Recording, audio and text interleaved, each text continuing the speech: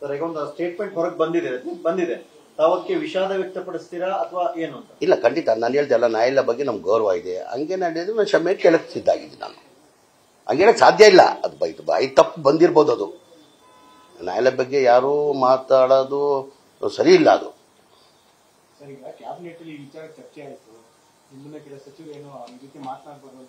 ಇಲ್ಲ, ಆ ಥರ ಇಲ್ಲಲ್ಲ. ಆ ಥರ ಕ್ಯಾಬಿನೆಟ್ ಅಲ್ಲ, ಅದೆಲ್ಲ ಏನು ಚರ್ಚೆ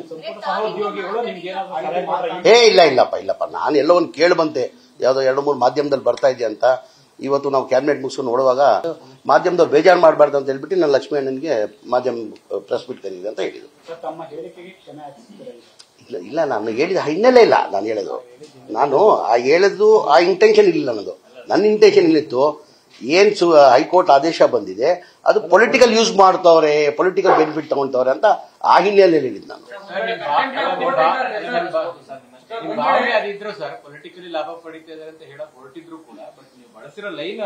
ಹಾಗೆ ಅದಕ್ಕೆ ಹೇಳ್ತಾರಲ್ಲ, ನಾನು ಹೇಳ್ತಾರೆ ನಾನೇ ಒಪ್ಕೊಳ್ತಾ ಇಲ್ವ? ಅದಕ್ಕೆ ನಾನೇ ಒಪ್ಕೊಳ್ತಾ ಇದ್ದಿಲ್ಲ. ನಾನು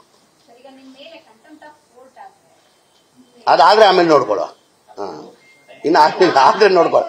ಈಗ ಆಗ್ಲಿಲ್ಲ ಆದ್ರೆ ನೋಡ್ಕೊಳ್ಳೋ. ಆಮೇಲೆ ಆಗ್ಲಿಲ್ಲಲ್ಲ. ನಾನು ಆ ಹಿನ್ನೆಲೆ ಹೇಳಿಲ್ಲ. ನ್ಯಾಯಾಲಯ ಬಗ್ಗೆ ನಮ್ಗೆ ಗೌರವ ಇದೆ. ನ್ಯಾಯಾಲಯ ಬಗ್ಗೆ ಹೇಳೋದು ಪ್ರಶ್ನೆನೇ ಬರಲ್ಲ.